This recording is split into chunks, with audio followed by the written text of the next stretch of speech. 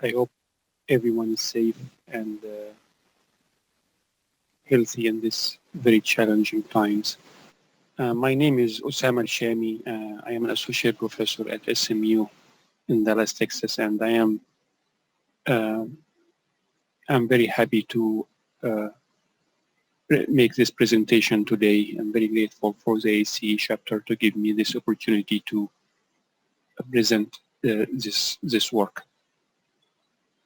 So the topic of my presentation is surface erosion from a particle scale insight.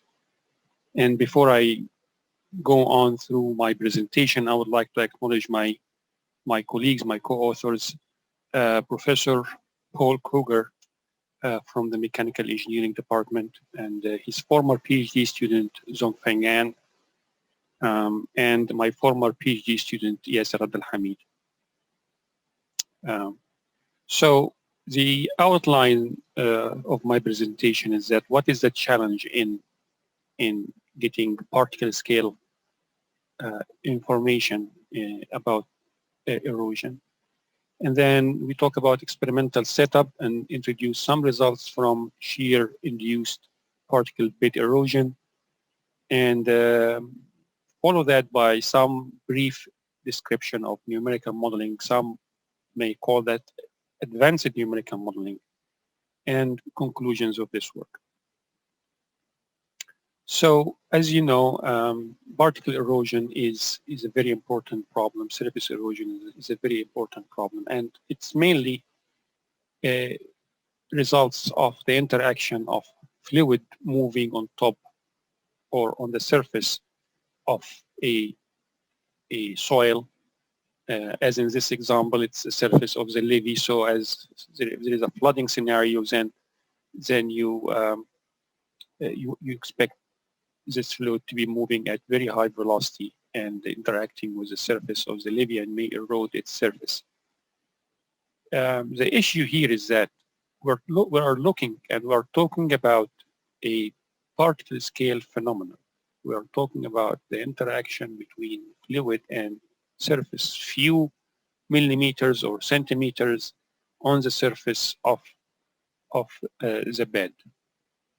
So that's the challenge. The challenge from an engineering point of view and also from analytical or experimental point of view. So in order to tackle this, we try to go as fundamental as possible.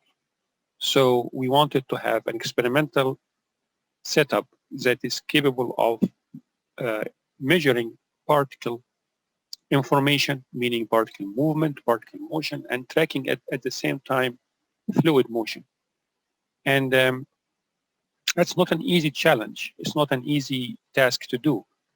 One of the ideas that we can experiment with is to use a technique called DPIV, or digital particle image velocimetry. And the idea here, that's a very well-established technique. It's an old technique, relatively speaking. The idea is that it's mainly used in the area of fluid dynamics. The idea is that if you have fluid moving with embedded tracer particles, these are like very small particles, powders, if you wish. So they are moving with the flow, and they are tracers, and they have different refraction index than the fluid.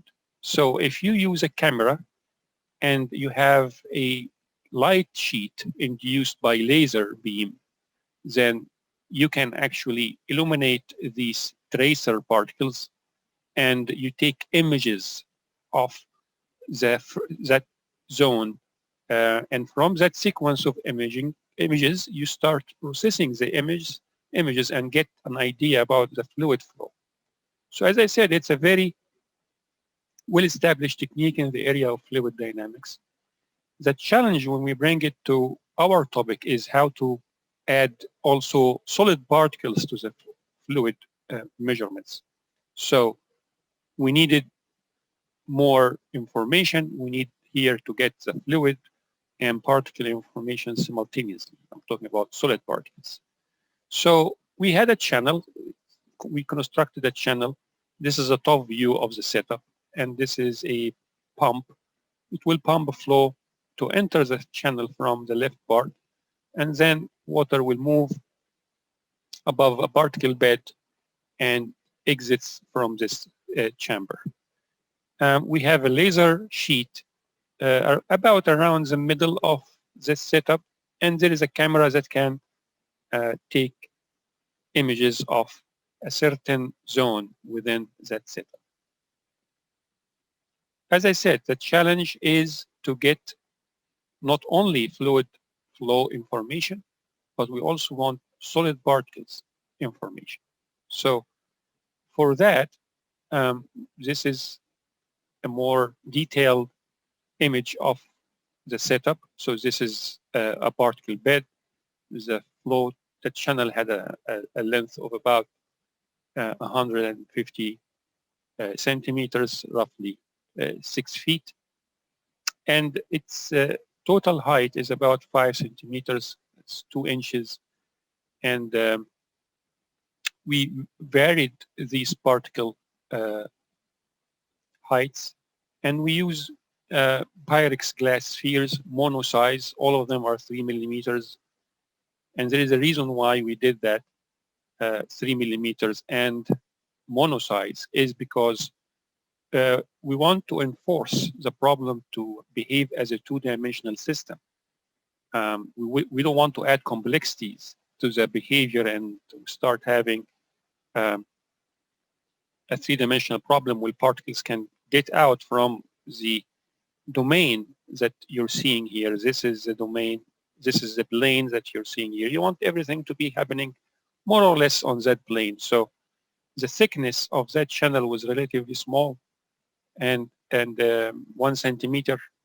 So that kind of restricts the motion of the particles to be like a planar motion, so that we don't have particles getting away from that plane and we lose information. So this hatchet area here that you see is where you we're going to have the laser sheet, and this dotted square highlights the field of view. This is where the camera is going to focus on and get information, and from we process their images. One important dimensionless parameter that we are going to refer to is Reynolds number. In this case, it's defined as fluid velocity. It's average entering velocity to the domain times h, the height at the entrance, divided by the fluid viscosity. So you can think of this if you have the same dimensions, like h is constant and the same fluid, so nu is constant. The higher the Reynolds number, or the higher the velocity, the higher the fluid velocity, the higher the Reynolds number. So high Reynolds number means really high fluid velocity moving on top of the bed. Now that we want to capture the motion of two things, then we needed two cameras. A camera that is dedicated to measure fluid motion, so it will take images and focuses on the tracers, and a particle motion camera that will try to capture the particle motion. We have several filters, different filters, so that we can use the refracted index that is matched differently between the seeded particles and the solid particles, so that we can separate the two. This is a typical image. This is a raw image taken from the fluid phase. As you see, it's, I don't know if this is very clear, depending on the medium that you are using to view this presentation. If it's only your cell phone, it's probably going to be very bad. But hopefully, if you go and try to use it, to use your laptop or desktop to use this image, you will see that there are some very dark circles. You can guess that these are the solid particles. After processing, using filters, we remove the particles, and now you see only the seeded particles that represent the fluid. And this is the classical DPIV technique. You just get fluid velocity. You can say for people working in the area of fluid dynamics, experimental fluid dynamics, this is relatively straightforward. And that's really what Professor Kruger and his former PhD student, have done. It's their area of expertise, experimental fluid dynamics. You take the same image, and now you enhance it using a technique called histogram equalization. So you start seeing solid particles. There are some shadows, some not very confident locations of particles. So you need more enhancement, and that's where this is our final product. Using a multi-step particle identification, you can now say that, okay, these are my solid particles. Now you notice that the particles, even though they are monosized, when we identify them here, you see that some of them are smaller, and that's because they tend to go away a little bit from the plane.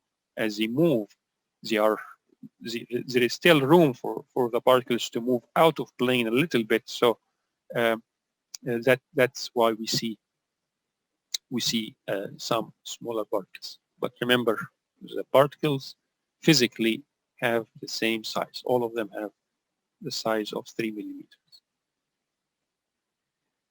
So that's how we track particles in terms of steps. So we get a raw image. We use a median filter to get image without seeding particles, and then use adaptive histogram equalization to get contrast enhanced images.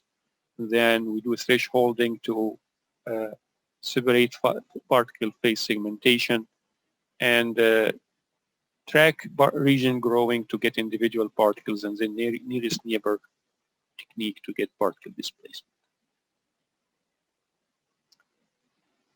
So pretty neat technique. This is an animation just to show you when we process the images and put frames, how these particles were moving.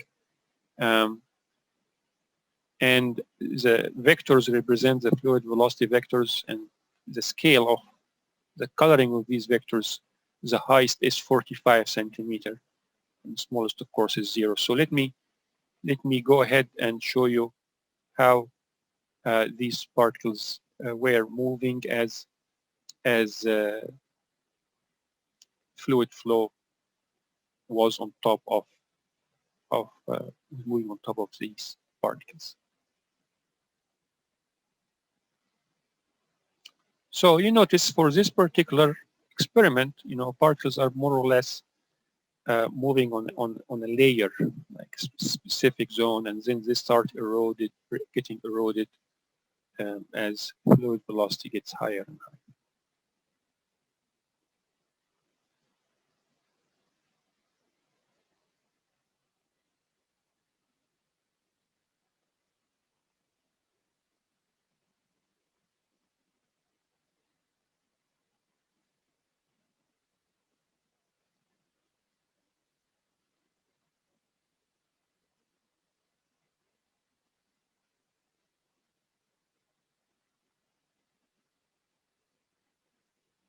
This is just an image snapshot, if you wish. So if you just process an image or a frame of fluid velocity data, it will look something erratic like this. So we needed to do something called time averaging. So we average the behavior of several frames with time, so that we can get a better feeling of not erratic behavior, nothing with a lot of noise. To reduce this noise, we average a certain number of frames, and in this case, we found that a 50 frame ensemble will be a reasonable averaging time period. So some idea about the behavior of the system in this case. So in this image, in this plot, what are we seeing? We see velocity with time over the height of the bed. So y is the distance along the head, so it's normalized by the height of the bed. The particle bed was not filling the entire height as you have seen in the setup, so it's about almost 1/3 depending on the setup. So about, in this case, it was about 1/3 of the original height. And what you see, the red line is the fluid velocity, the average fluid velocity at certain time instances. So after 100 time instant, you have this fluid velocity profile, and the particle velocity are these pluses. These are individual particle velocity happening. The blue line is we call it the particle volume fraction, and you can think of this as 1 minus the porosity, our common definition of porosity. It's 1 minus the porosity. So when you have a volume fraction of about 0.6, as you see here, this average, it's about 0.6, it represents a porosity of 0.4 approximately, which is very common in soil. As you know, average porosity for packing of granule soil is around 0.4. It's very common.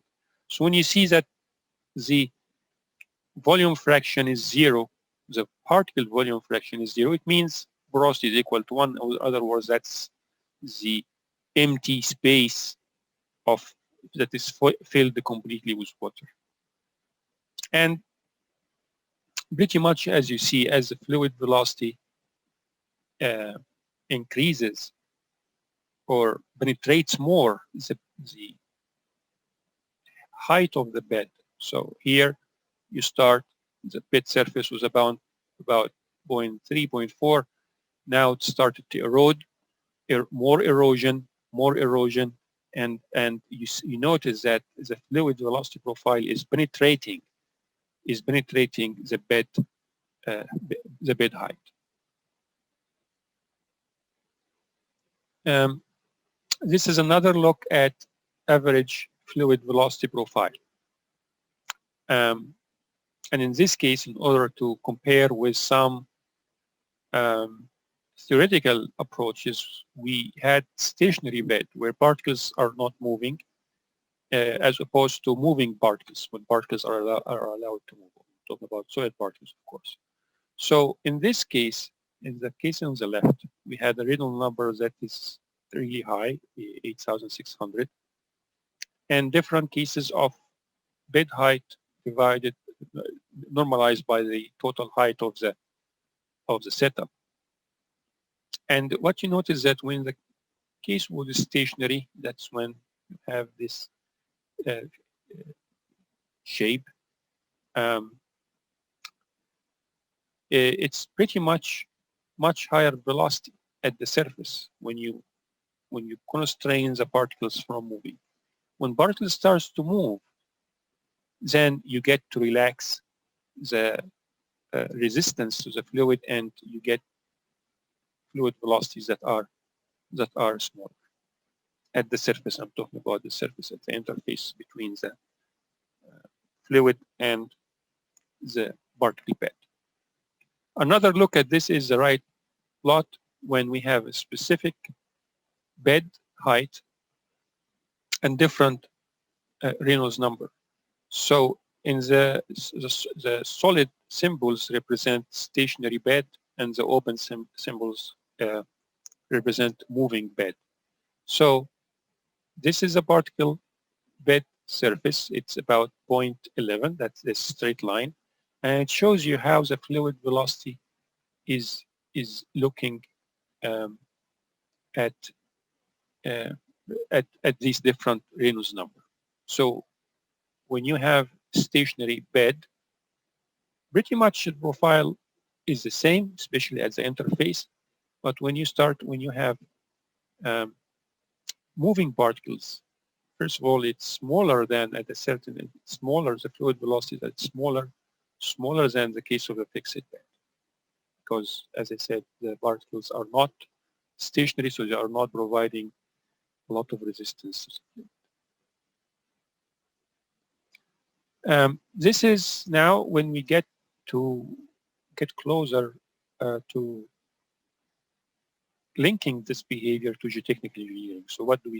We want to know what is the shear stress induced by the fluid on the surface of the bed. So this is the bed surface, and these are the shear stresses computed along the fluid domain. And if you want to know what is the shear stress, this is the normalized shear stress at the interface, at the bed surface, with all these different Reynolds number is within these ranges. So the shear stress is computed as viscosity du by dy, u being the fluid velocity. That equation is valid if you have bed moving on a flat surface. But in this case, since we have particles and porous materials that fluid can move within, then we also have to consider the Reynolds shear stress. So you have to subtract Reynolds shear stress, which is function of the fluid density and the two components of velocity, the mean of the two components of velocity. In this case, u prime is the horizontal component and b prime is the vertical component. So this is the shear stress. These results, by the way, I have to need to, probably you have seen this statement in previous slides. This is publications that we published in our ASTM geotechnical testing journal. As you know, it's a very reputable journal. So I would direct you to download this article and get more information, more details about what's going on if you are interested in knowing more about this work. When in the topic of surface erosion, you cannot talk about surface erosion without mentioning Shields number. So Shields number is defined as, it's giving the notation theta as shear force on particles tau sub b at the surface divided by the net vertical force. So this is rho sub s, the density of the solids minus fluid density times the gravitational field times the particle diameter. So we computed what is the critical Shields number. This solid line that you see is theta critical, theta sub c, this is critical. So as you see, for the different Reynolds number, we computed different theta, this equation basically, because we have the actual shear stress and we have all the information about the net vertical force. And what we notice is that when we had stationary bed, basically all the computed Shields number was below critical limit. So it made sense that it did not move. I mean, because the fluid velocity was small, so it was stationary. And in some of the moving particles experiments, we got theta to be higher than the critical, which is expected. But also we got some data points from the moving bed that are below the critical shears number, and still they moved. So that kind of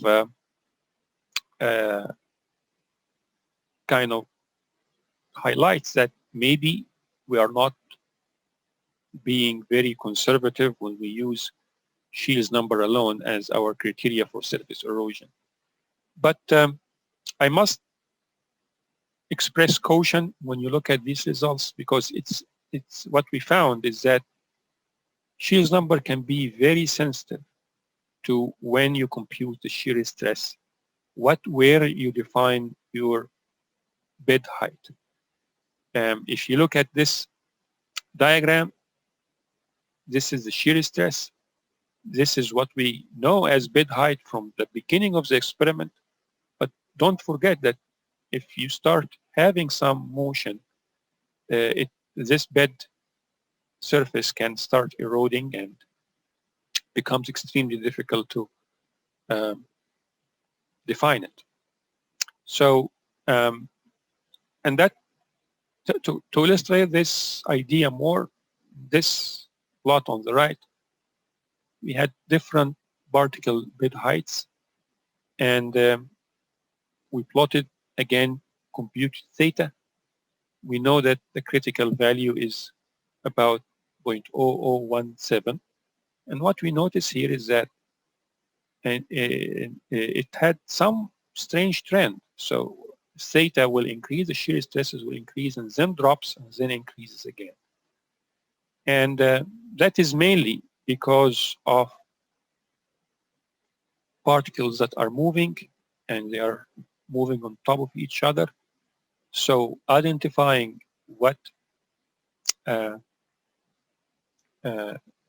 is the bed height is a very hard task, as I said, and we try to get as close as possible from processing the images by identifying particles at top of the bed, so particles that are in motion with relatively high speed. We separate them from the calculation of the bed height, so that we can say, oh, these ones at the bottom in the early stages, and this is these ones at the bottom at the late stages. These are really the stationary particles, and that's how the bed is eroding and decreasing as erosion is taking place. This is a comparison. We put the fluid velocity and particle velocity on top of each other.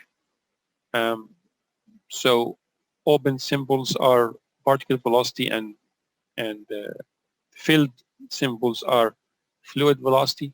For the most part, you will notice that both of them are having more or less the same trend for a given Reynolds number.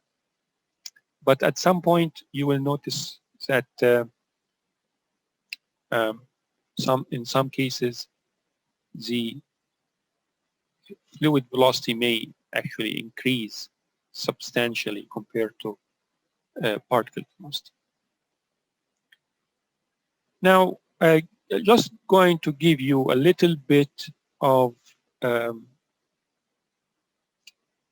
information about a computational approach. So this is a numerical approach. This is the work I did with my former PhD student, Yasser Abdelhamid.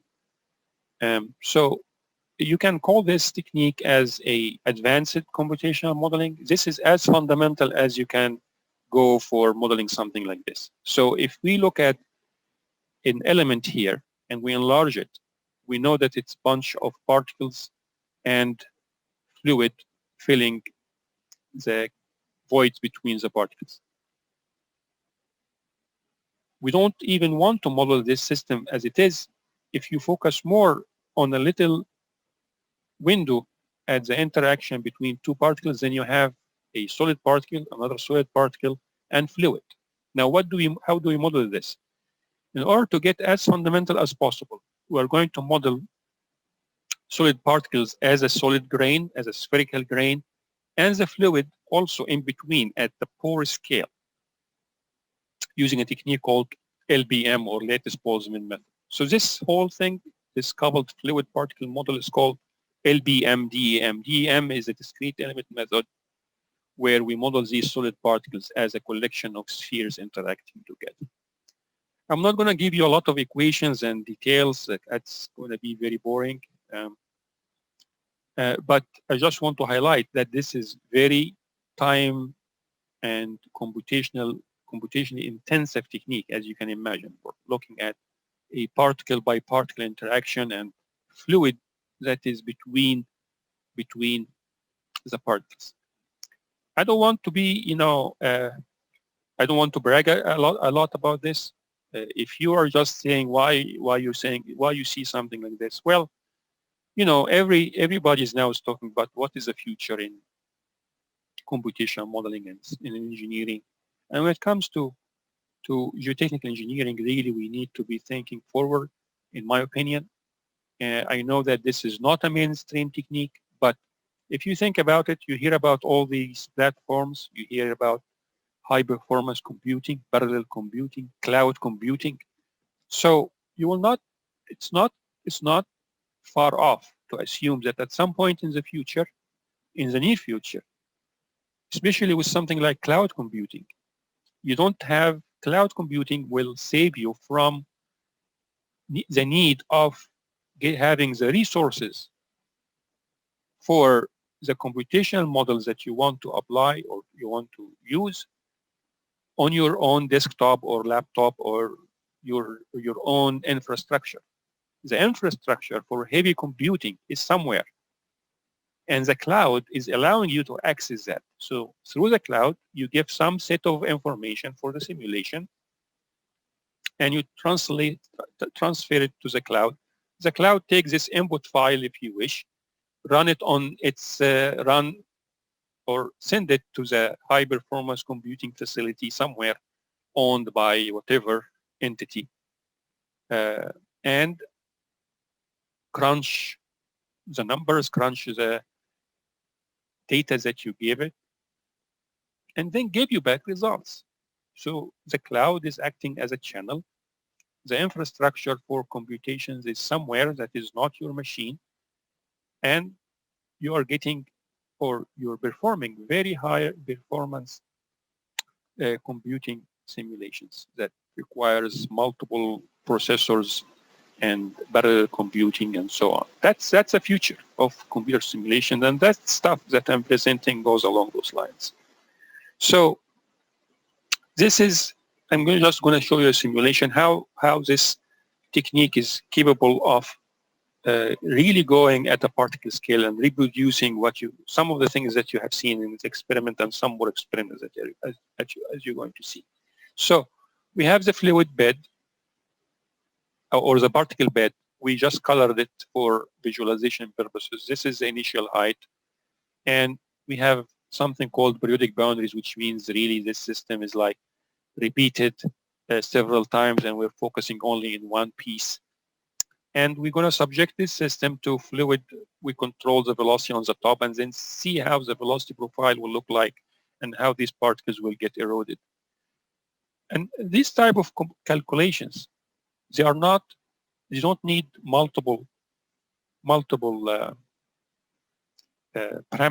They are really very physical. Particle diameter, density, some normal stiffness and shear stiffness friction coefficient, and that's all. The same fluid. These are fluid physical properties. You don't need tons of information that sometimes very hard to calibrate or validate or verify. So for validation purposes of this computational technique, we compared against some experimental work, and you can tell now that our fluid velocity, when it compared with measurements, they are not far off for a wide range of fluid velocity, which is, as I mentioned, you can again relate them to Reynolds number. And this is particle velocity profile. As you see, again, they look more or less like the fluid. They are following the fluid to a great extent. So good agreement between numerical experiments and physical experiments. So we go to now to perform particle erosion. So we have now particle informations that are um, more related to soils. So this is a density like quartz and so on. And that's what we get, fluid velocity compared to particle velocity. Particles start to move above the bed height, as you have seen in the experiments. And when they move, they are having pretty much very close pattern as the fluid velocity. So, but when we have very high velocities, you start seeing significant penetration of the fluid into the particles. It's like a thin layer that is moving on the surface. We call it sheet flow, and that sheet flow is what is eroding the surface of the particles of the particle bed. This is a time history. So since the beginning of the simulation, how the particle bed erosion took place. So in the case of 1 meter per second, that's relatively small. We didn't get a lot of significant erosion as much as dilation, like particles are rolling on top of each other and bed more or less sheet flow moving, like one sheet moving, and because of dilation, the particle will give you the feeling that it's expanding. But when the velocity was high, we saw significant erosion now, and particles are flying in the particle bed. So in order to investigate this more, what is the difference really between slower fluid motion and higher fluid motion on the response? And this cartoon will give you a summary. So this is a single particle on a wall, and you subject it to a fluid field. If the fluid flow is slow, mainly the effect on the particle from the fluid is drag, a drag force exerted by the fluid on the particle. But when the fluid velocity gets higher, you get a component of liftoff. Now it's really the compromise, how much is the liftoff compared to the drag, and that depends mainly on the fluid velocity. So drag will depend on relative fluid velocity, pressure gradient, and Magnus effect. Lift will depend on velocity gradient, pressure gradient, and also Magnus effect. Now, depending on what is happening, if it's only drag, particle will move in a sheet. If it's left that takes over, then the particle will get lifted up the particle bed surface and get transported elsewhere in the domain. This is an animation to show you what do we mean by this. So this is a slower fluid velocity, and supposedly what we see here is going to be that sheet flow, meaning particles are not moving up the bed significantly. They just move in a sheet, barely critical flow, if you wish. And the second extreme, when we increase the velocity, then the lift effect is clear, and you start seeing particles flying in the domain, transported elsewhere, and then erosion of the bed surface is clear, and eventually you see it's eroding significantly. So in conclusion, we have a refractive index matched fluid together with fluorescent particles dye and image processing allow simultaneous two-phase measurements with high particle volume fraction. Particle motion strongly affects the fluid velocity profile and shear stress at the bed surface. Deep particle beds can exhibit burst of particle transport. Particle transport correlated with shield number, but only for regular bed geometries and particle in the bed. Counter to expectations, particle velocity tends to be higher on the average at later times. And from a numerical point of view, the dynamics of a particle bed subjected to flood-induced surface erosion was studied using this fully coupled numerical model. and the fluid and particle velocity profiles obtained from the simulations and the experiments were in good agreement. For low fluid velocities, fluid flow profiles penetrate the particle bed for a small distance known as sheet flow layer. For relatively high fluid velocities, the effect of lift is more pronounced as the upper layers of the particle's bed eroded and the bed height decreased. Thank you very much for again allowing me to give this talk. I wish that I was there in person, maybe in another time. In this format, I guess the best way to ask me questions, if you have any, is to contact me by email, or you can get my contact information from the web and call me if you wish, if you prefer that. Thank you very much and enjoy your day.